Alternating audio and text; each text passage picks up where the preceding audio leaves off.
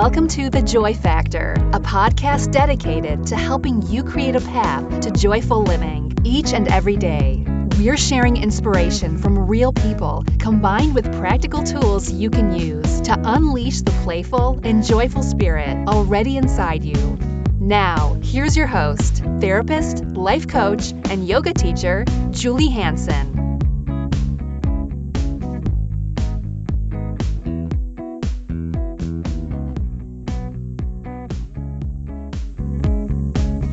For the month of September, the Joy Factor will be dedicated to the topic of exploring the reality of intimate partner violence, ways to help survivors heal, and what communities can do to prevent this epidemic. According to the National Coalition Against Domestic Violence, 20 people per minute are physically abused by their partner. That adds up to more than 10 million women and men per year. In the United States, 3 women are murdered by their current or former male partners every day. On September 8, 2009, my niece Sena became one of them. Those who knew and loved her would all agree that she would be the first one to help someone who is struggling. Sadly, we were not able to help her when she needed it the most. As only those who've lost loved ones to violence can understand, the depth of despair is unspeakable, and the path to healing is a long, hard one. Giving a voice to those who have been lost, as well as those who have survived, helps. It's a way to find meaning in the midst of something that is completely senseless.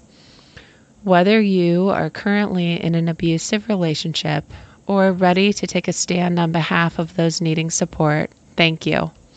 I believe everyone deserves to enjoy their life, and the more we draw attention to those who suffer silently, the more light we can bring to the darkness. Today's guest is Robert Cox. He is a licensed therapist, professional speaker, and fellow podcaster.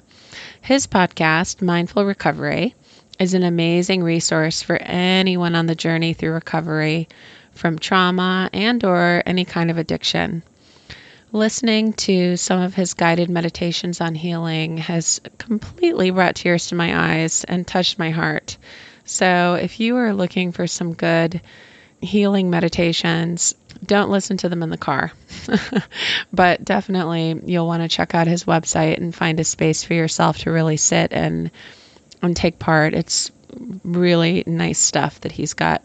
He's truly passionate about helping people, and I know you'll enjoy my interview with Robert today.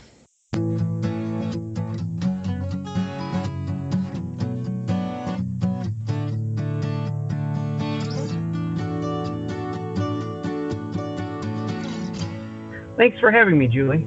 I'd like to start off by having you share just a little bit about what led you down this path of using mindfulness as a path to healing.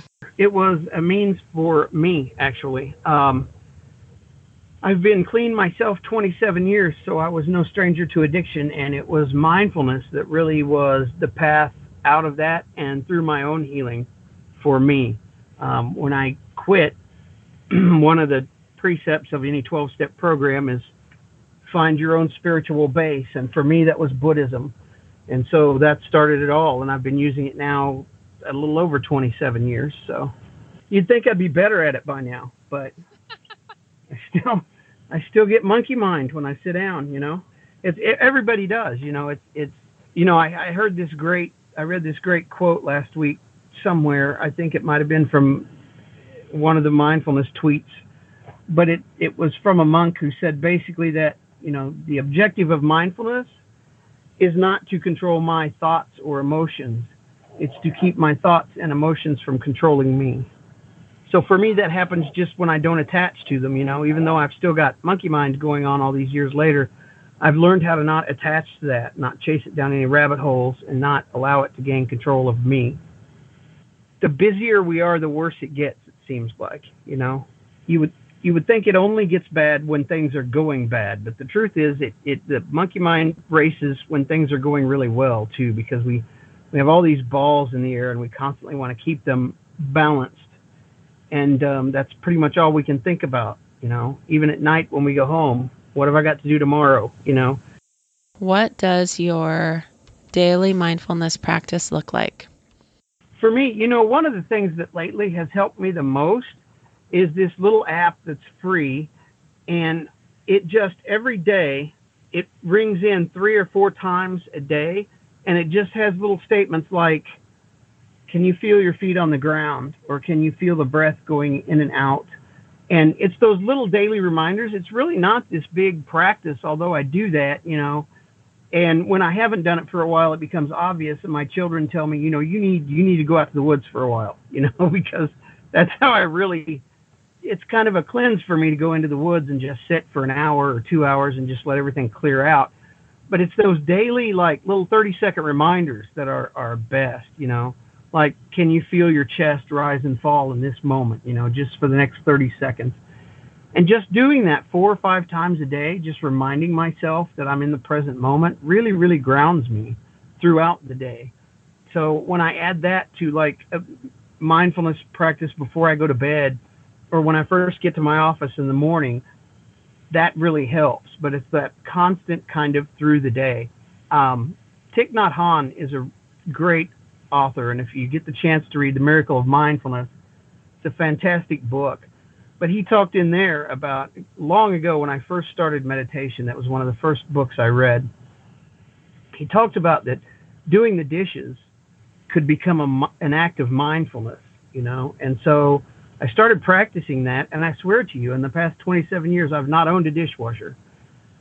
Because just those simple routines become an act of mindfulness, just making sure, just paying attention to each plate, to each glass as it goes through this process of being washed and rinsed and put up.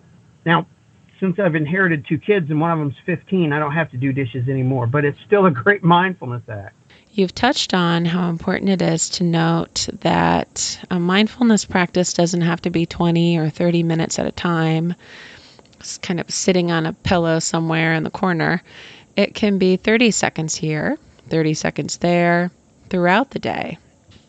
Yeah, and if your practice is really at its best, it's not going to be sitting on a pillow in a corner of a room, in the Razor's Edge, an E.M. Forster book. I love the story of the guy that goes through World War I and decides he's going to go off into the mountains of Tibet to study with the lamas, and he comes back, and all of his very wealthy friends ask him, what was it like? What did you learn? And he said, I learned that it was easy to be a holy man on top of a mountain. It's very easy to sit and get calm in a quiet room that I've already set up with all the accoutrements. But the real power of mindfulness practice is that it can be there for me when everything around me seems to be falling apart. When I'm hurried in the middle of work, I can take 30 seconds to just breathe. I don't need a pillow. I don't need candles. I can just do it for that 30 seconds, and it really re-centers me. In my work with kids who have autism a lot, it's the same thing. I try to get them to buy into daily practice, but more important is teaching them, when you start feeling this in your body, put your hand on your chest and feel your chest rise and fall as you're breathing. It's that simple, and it really takes them out of that anxiety place and puts them right back in the present moment. In our profession, part of my work with people often is building that sense of self. And part of building that sense of self is learning to be motivated internally so that we can sit and just observe our emotions. And, when the kids say something like that, was it true? Am I being grumpy? Do I need to get out of here for a while? Sometimes it is. And so, I don't have to take that personally. I don't have to make that a very reactive, hot situation in the family. In one of your recent podcast episodes, you talk about our broken spaces. I think many of our listeners can relate to either being abused or, in some cases, being the abuser. And I'd like to hear your thoughts on how we all can begin to heal those broken spaces, regardless of what our story is. I think, that's like the hardest thing I can get people to do sometimes, because it's really, really scary. And part of that is that if I start to acknowledge one of the broken spaces, then the fear is that I'm going to fall apart. Everything's going to shatter and you'll never be able to put me back together again.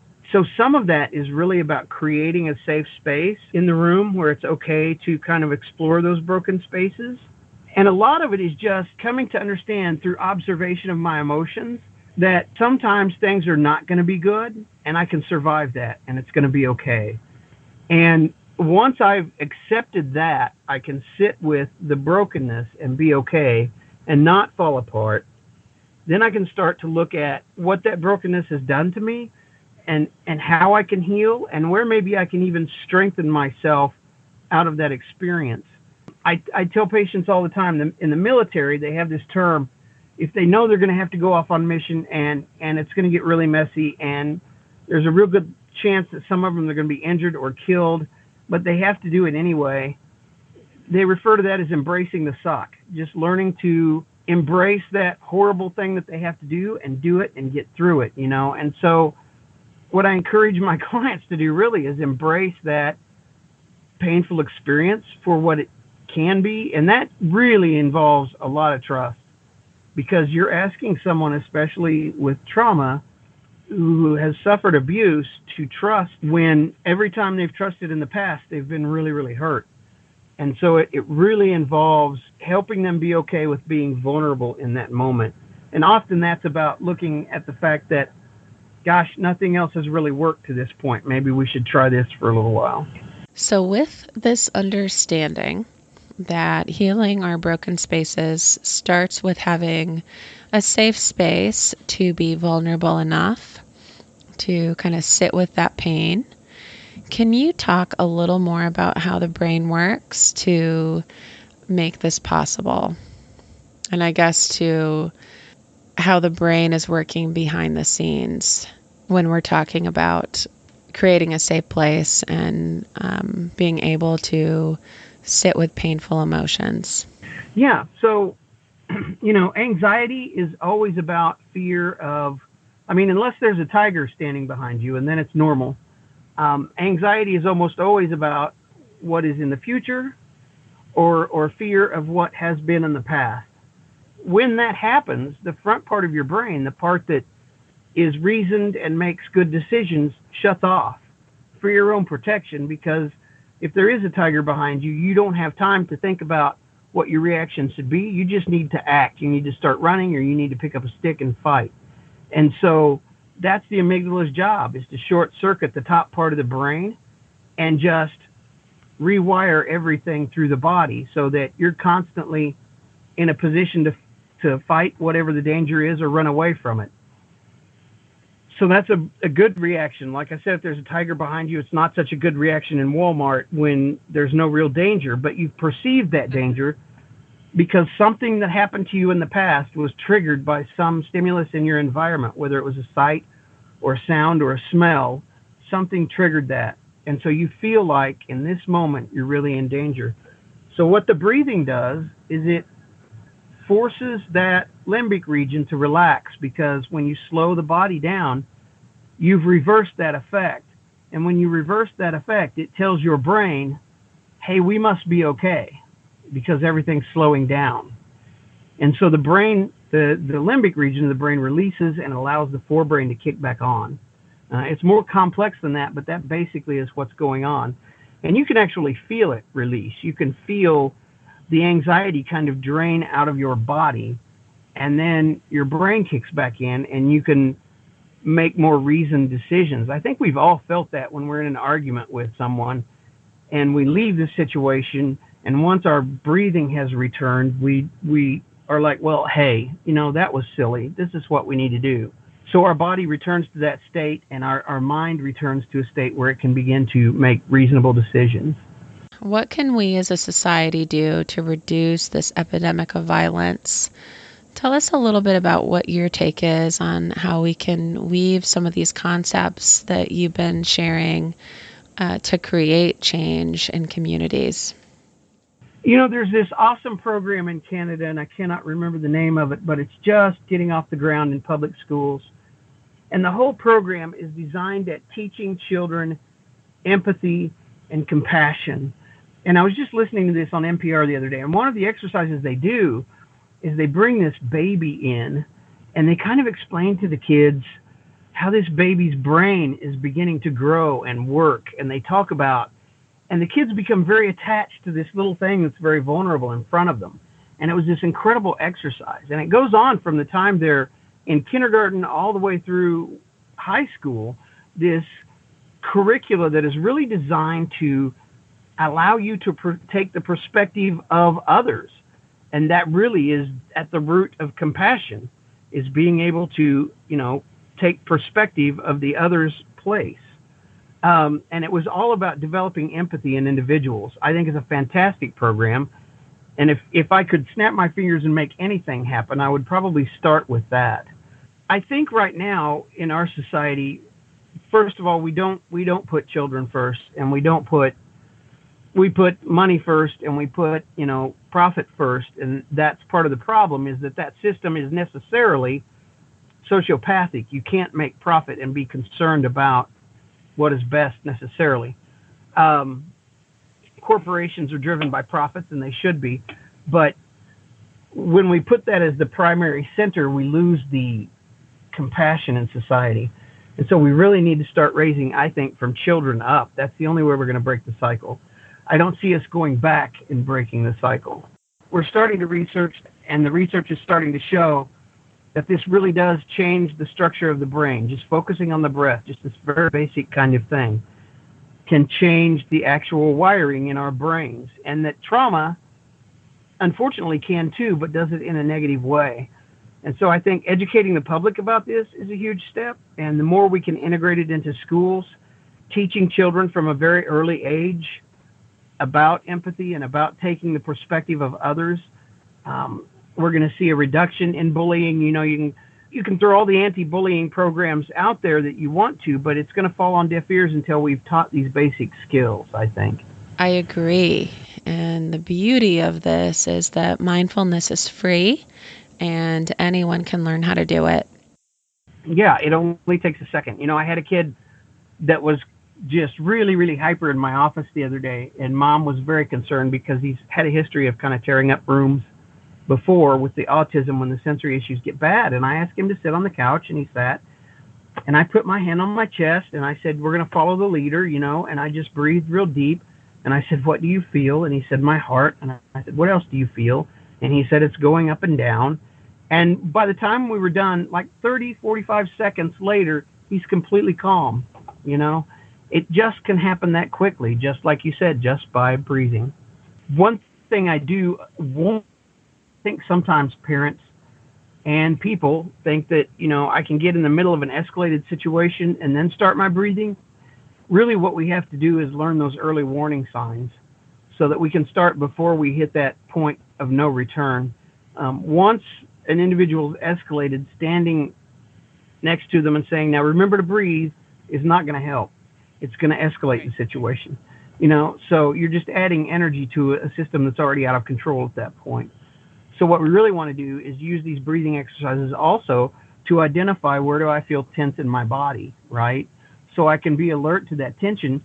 And through practice, it becomes second nature that if I feel a tightness in my shoulders, I know I need to take a breath. I think that's really helpful. And as you were talking, I was thinking about a story that Kristen Neff tells. And she's a researcher who studies self-compassion. She also has a son with autism, and she tells a story of being on an airplane, and her son is having a complete meltdown. All of the passengers are turning against her.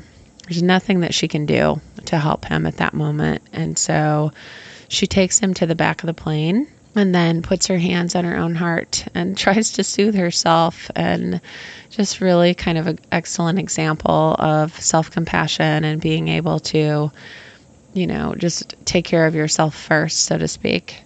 And sometimes that's the only thing that you can do.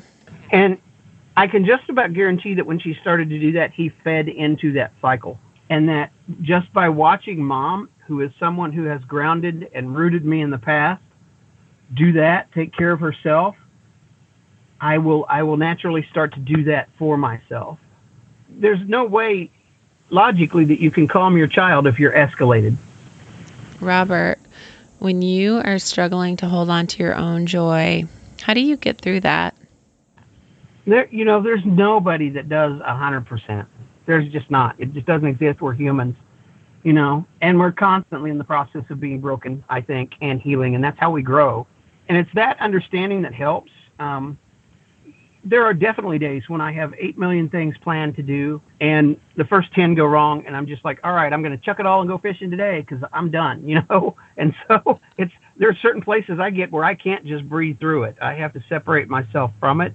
So really knowing your limits there and allowing yourself the space to be human. I just the other day had a long talk with my daughter because I messed up. I was a bad dad for about a minute, and I had to come back and have that talk with her and say, I'm sorry. So part of that is embracing the fact we are not just broken in our past. We're in the process of constantly being broken and constantly being mended.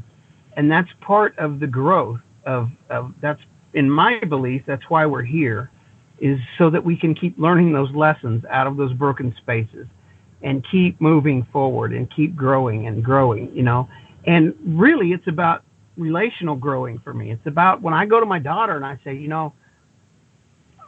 I shouldn't have overreacted that way. I'm sorry. We're going to deal with it like this. You're still going to have consequences, but you're not grounded for the rest of your life. You're just grounded for 2 days now, So that kind, you know what I mean? Those kind of talks, though, they force me to accept my own humanity and my own limitations and my own brokenness.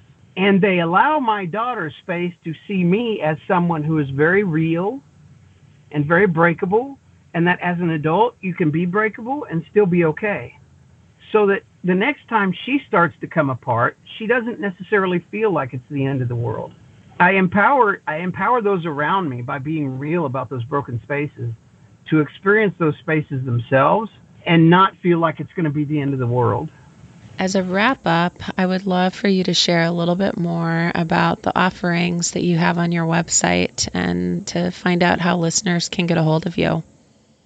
Well, right now what I have is just two. If you go and click on it's called Grounding and Relaxing Exercise on the store there, then it'll ask you to fill out your email and that kind of stuff, and then I can send you a code that you can download that one for free. And that's a very basic kind of grounding exercise that works in the moment when we're getting triggered. So it's basically, I do it in the podcast a little bit too. It's 3 regulated breaths in and then out, 2 or 3, and then saying to yourself quietly 3 things that you see around you, and then 2 or 3 breaths in and out, and then saying to yourself quietly 3 things that you hear around you, and then a couple of more regulated breaths in and out. And what that does is like I said, anxiety is always about the future or the past. And so that puts me right here in the present where I am. I'm grounded in this moment, and these are the things around me, and I'm watching my breath, right? And so that releases that limbic region really, really quickly. I've had a lot of success using that. And then I follow that up with an exercise just in relaxation, kind of a general body scan. Where do you feel tension and how to release that? And then right now there are only 2 other files on there. They're both mental vacations because I'm a big proponent of, if we could just take a 20 or 30 minute mental vacation every day, we are working towards rewiring our brain to exist in a lower anxiety state the minute we get up in the morning.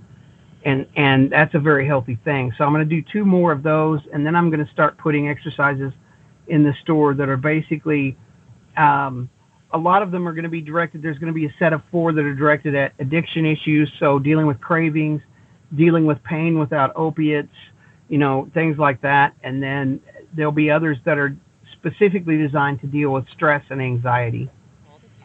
It is www.liferecoveryconsulting.com, and if you go there, you can get access to the podcast or the store or any of that stuff. And the blog is also there. There's a link to my blog on Huffington Post. So, thank you so much, Robert Cox, for taking the time to share your expertise on the topic of mindfulness tonight. I really enjoyed our conversation. Yeah, thanks for having me on, Julie.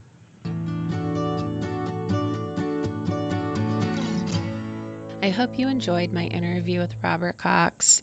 His perspective on healing broken spaces was very meaningful. We all deserve to have a safe space to explore those parts of us that are broken and to learn how to find meaning and to discover what we each need to know to live more fully and in our truth. And even though this is really scary, and that's why, a lot of people never do it, they try to avoid it or try to push it down with drugs or alcohol or other things, it's still there. Whether you try to cover it up or not, it's still there waiting for some attention. And I really encourage you, if you're ready to kind of go down that path of healing, check out Robert's podcast, Mindful Recovery. I'm telling you, he's got some excellent episodes there, and I know that his work is really valuable and definitely is helping people heal, or at least get started on that path to healing.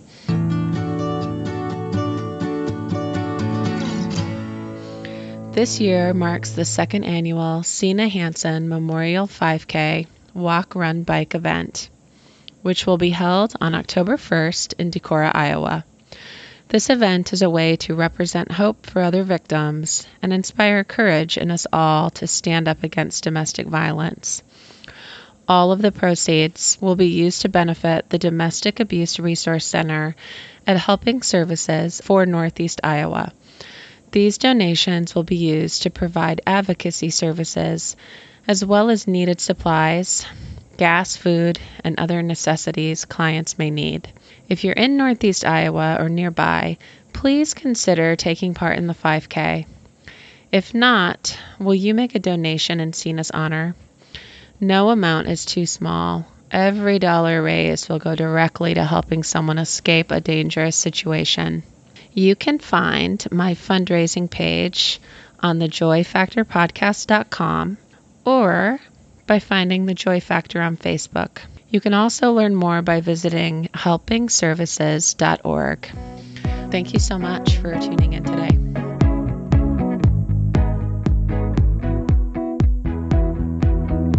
Thank you for listening to The Joy Factor. For more information, visit www.thejoyfactorpodcast.com.